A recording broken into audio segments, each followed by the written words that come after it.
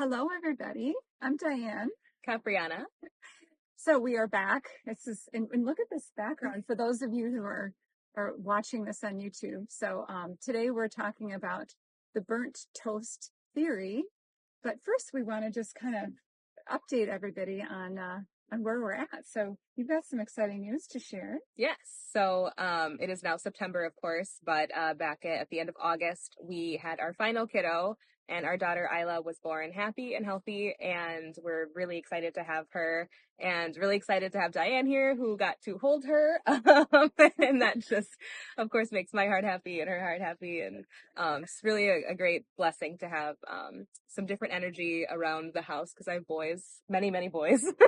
Including my husband. So it's nice to not be so outnumbered anymore with the female energy. So Yeah. Well, she's just adorable and love watching the boys play. yeah, And hopefully, I don't think that we'll notice the little leave behind that you're she gave watching. me. Yes, she contributed to some accessories for Diane. So, well, great. Well, the burnt toast theory, like I mentioned, we're going to get into today, and part of our faith matters or matters of faith section of our different topics that we've been talking about. But so Capriana is going to take it from here. I shall. So the burnt toast theory, before we kind of get into the nitty gritty of it, it's really what we want to talk about today is just really all about God's providence and how his mysterious ways kind of play out, and how we should be active in recognizing that if we let him and we decenter ourselves and recenter our faith, Jesus will take the wheel. And he's always in the car, of course, but yeah, he does want you to get in the passenger seat and let him work in your life. So that's really what it is. And I heard a quote the other day that I liked. It said, sometimes God slows you down so that the evil ahead of you can pass, or the opportunity can arrive before you get there. Your delay could mean your protection or your blessing. So it all suggests that, when delays happen or when things don't go as planned, it could actually be a blessing in disguise, really. Those major or minor life inconveniences might actually be protecting you from something. Or alternatively, putting something in your path that could be really, really good for you. So essentially, if you burn your toast in the morning, something challenging happens. The time you spend making another slice may have saved you from a car accident or something bad. Or maybe it causes you to be late for a meeting. But as you stroll in, you cross paths with someone who becomes super significant in your life that you wouldn't have met otherwise. So if you get what you want, that's God's direction. If you don't get what you want, that's God's protection. And you may not understand his ways. Of course, none of us do, but you just have to trust his will. So the next time things don't go your way, always remember that if you put your trust in God and give yourself up to the uncertainty of his narrative, there's something working for the greater good and for his glory, because that's ultimately what's important. So I have a couple other things, but I'll let Diane kind of jump in. Well, and when we're listening to this, I always think that, hearing those stories are just so powerful. And gosh, there's so many stories I've heard of myself. Yeah. And then, as we were preparing for this podcast, we were chatting a little bit, and so I've been thinking about, okay, what story in my life that I'd like to share. And I have so many of them. It's crazy, like the path that God has created to get me to actually today, and even meeting Capriana. But I'm going to start by one example, which is one that I think a lot of people can relate to. But it was relating to a job that I had. Okay, this is the beginning, and so it was a job that I was in a sales position, and it was not going. Believe it or not, even though that later on I was a trainer in sales, but at the time it was not going well. It was just not a good fit. And I was really depressed and down. And usually they always say that you should quit your job after you have another job lined up, right? Well, I did the opposite. I quit my job and I did not have another job lined up. And I was really freaking out. So long story short, I had been looking in a different section of the newspaper back then, the newspaper, and you know what that is. And I, just nothing seemed like a good fit. And then finally, I went to bed that night, and I had the newspaper on the floor. And I remember the next morning, after I prayed my heart out that night, just asking God for direction. Yeah. And I turned and I looked on the floor and I saw this ad that popped out, and it was as if God saying, "This is where you need to go." But it was like, the burnt toast. It's not exactly, Yeah. but it's more. It didn't. Things were not working out that the way I had wanted it to with my job, and so he had a better direction. But then I took this other job. Long story, and it wasn't even a job that was probably the best fit. I was a little overqualified, but I met my spiritual best friend there. She actually started working there like 2 weeks later. So it's just, that was kind of the start of that. And do you have a story that you'd like to share? I mean, I have a ton. I think a lot of my stuff kind of relates to just relationships. So for me, I went through, if you've seen our kind of personal darkness stuff, of course, I've been in some pretty horrible situations, relationship wise, but all of that kind of rejection, and I got so down. I was like, this is just what God wants for me. He hates me, and I'm destined to be in these terrible situations. And it was really me trying to seek out people. It was me trying to control my own narrative. And I want a relationship. I want this. I want to be a wife. I want kids. So I'm just gonna throw whatever sticks at the wall, and but there was a time where it just got so bad. I was just like, I just need to stop. I just need to be still. I need to not look, and I need to let whatever God has come to me, and or let him at least guide me in figuring out who is right, what is right, when and where I'm ready, and when and where I need to be. So I started working, kind of fixing certain things in my own life simultaneous to this. A lot of stuff started to fall into place. And as soon as I felt super comfortable and I was like, I have turned a huge corner, I met my husband, my current husband. And every time I tried to sabotage it, every time I tried to like pull away myself, because I was like, I'm trash. I deserve horrible things. And I was just slipping back into that old routine. My husband was just like, he didn't buy it. He never bought it. And so he just kept being like, nope, this is how I feel. I love you. We got this.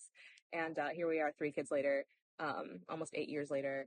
And everything is great. So, and actually in the place that we're at, same thing, buying a home, which, is a huge privilege, for people who get to do it.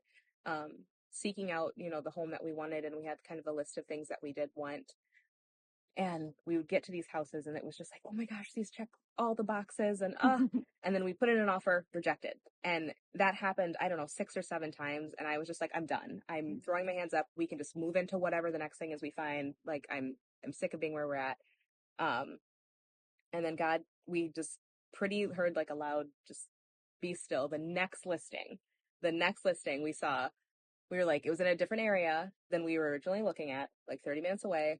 We're like, all right, we'll go look. We'll just go look. We'll go look. Loved it. And I was like, I can't get my heart broken again. And Josh was like, let's put in an offer. Let's see what happens. It ended up being our house. So, and it's beautiful. I mean, I drove up this first time I've been here. I drove up and it's like immediately just felt the peace and love. It's just, and of course, on such a gorgeous day that we can actually be outside. Yes, so, I love. Yeah. I love. Yeah. So yeah, that's just different things that, trying to control a relationship, trying to control a minute situation of like getting a house, getting a car, getting a dog, anything. God has, this plan in mind if you'll let him work. So that's true. That's true. We just have to not get so hung up on our own, what we think is our plan, right? And I just love let him go. what you said about praying too, because I think that opens up a huge box or can of worms with people too, because it's like, I pray so hard and I didn't get X. Right. But like, God's not a genie. Right. You can't just like when we try to, there's no our timing is not. Yes. There's no exchange of you pray, I give you something. He does have a perfect plan again, if you let him work. And that brings up, kind of a key piece of that for me, at least, is ensuring that you've given your life to Christ and you trust him and you center him. And there's a Bible verse that I like that kind of speaks to that, Psalm 34:10. And this is in the NLT version for anybody who's following along. I typically use CSB, but this is NLT just for understanding. It's, even strong young lions sometimes go hungry, but those who trust in the Lord lack no good thing. And that doesn't support the prosperity gospel or messages like it, where, being Christian equals worldly blessings. Again, there's no like trade God for X blessing, type of a thing. But it means you can have everything in the world. And because of that, have an expectation of more. But if you are missing the Lord, you're always going to come up empty on what matters most, and for everything, really. And the flip side of that being that so many of us, what we're feeling right now in the world, you're struggling, things are hard, but you still have Christ. And it feels like, well, why am I a Christian if I don't have providence, or if I don't have, blessings and all this stuff? Why am I being persecuted? You have everything. You have everything in him. And that means after this blink of an eye of a life that we're living right now, no matter what you go through, you have an eternity guaranteed to you in his presence and in his providence, which I think that matters so much more. And we're not going to know how much it matters until we're there.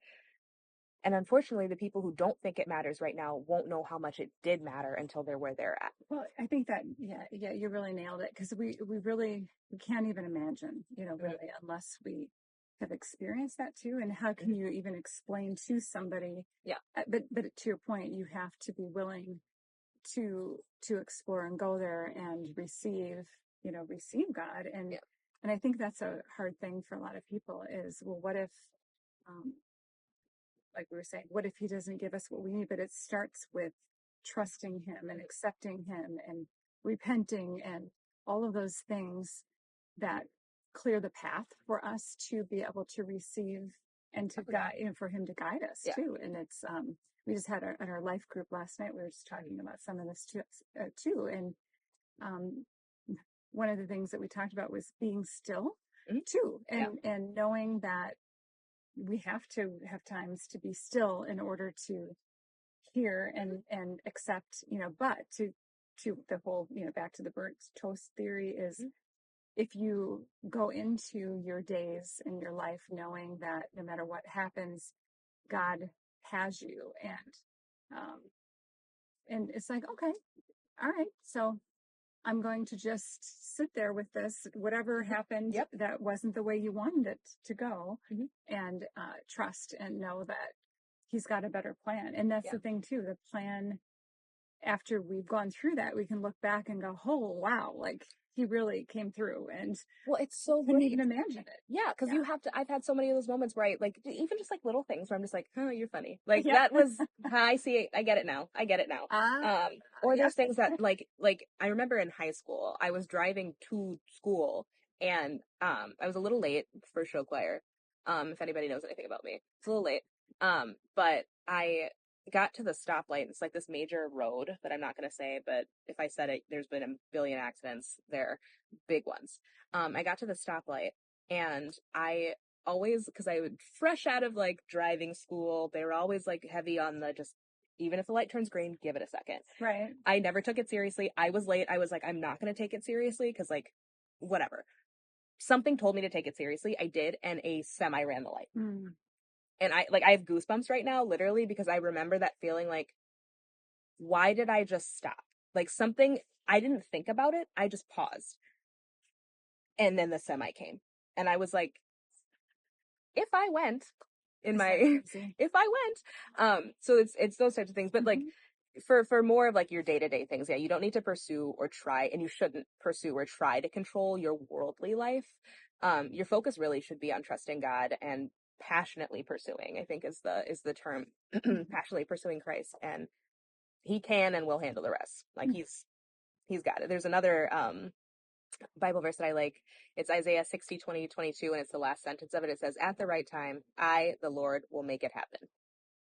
Period. Like the book is written.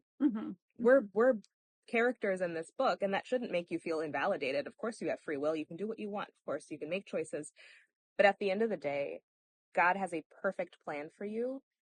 And if you try and step into that, you could mess something up. And he'll come right back if you let him, and he'll come redirect you. But you could have missed something that was this part of his plan that you diverted. And now you're here, you're back on track, but you could have missed something back there that was really, really great or really, really cool. There's so many ways that that happens. So well, and just the trusting and knowing that he's got that part figured out. And again, just how we don't realize the extent, Yeah. right? And I think people fear, they Oh, yeah. fear about like, well, what if, or like they don't want to go there, and it Yeah. does come down to a choice. Mhm. You have to make a choice and know that if you go out of your comfort zone too, and God is guiding you or leading you somewhere, and that part is, I know we're covering kind of a lot of different Oh, yeah. topics here, but I think that the takeaway really is that just to trust and know that it's going to be okay. And if you hold on so tight to your control on things, you're going to miss out on a lot in life. Yeah. And be really sad in the process. Oh, Because you're going exactly. to be disappointed a lot. Because you'll see it eventually. Maybe. I've definitely seen it. Seen what you missed at least. But I think the other thing to know too is that like this is all part of a bigger thing. Mhm. God truly has the book written. It all matters, and it all is leading to something. So you removing control doesn't also mean you being passive, you sitting back. And to Diane's point about being comfortable, God never promised that it was going to be comfortable. In fact, Right. he said it was going to be hard. It's going to be hard for Christians, and we're going to be tested time and time again, and it's going to get harder and harder and harder. And the amount of people that are going to give in, it's a lot, and that's a scary thing to recognize. Mm-hmm. But like the message here is to hold out, whether it's comes in the form of hunger or poverty or whatever your journey is. Focus on God, and your riches in heaven are going to be tenfold. Mm-hmm. None of this matters. This is so short. And it's something that's unimaginable for us as human beings. But you see the people who try and control things so hard that they screw up, because we're humans. We don't do this well. We're not very good at this historically. But God is. So he's perfect. And if you that's a level that just obviously again we can't understand, but he's perfect. So like he is never going to be wrong. He will never steer you wrong. So the be still, go to your quiet place and listen, understand that he's talking to you.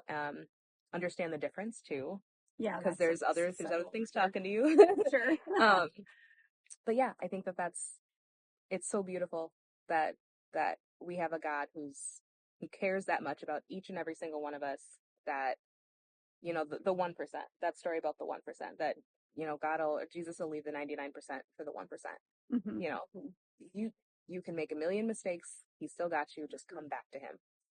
Yeah, and just like you were saying before, it's not always going to be easy, but if he's calling you to go in a certain direction, he's going to create that path for you, and he's going to have your back and all of that, and he's going to give you that strength. And you and I have talked about that too. It's just, there are certain things that I've done in my life that I always say people look at me like I have four heads. and I've tried to do certain things because God has led me to do them. And it's really fun because, all right, here we go.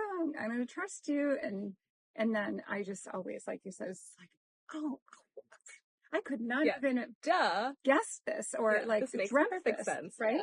But yeah, when he shows you that, and you reflect back and be like, wow, and you could not have gotten there without him.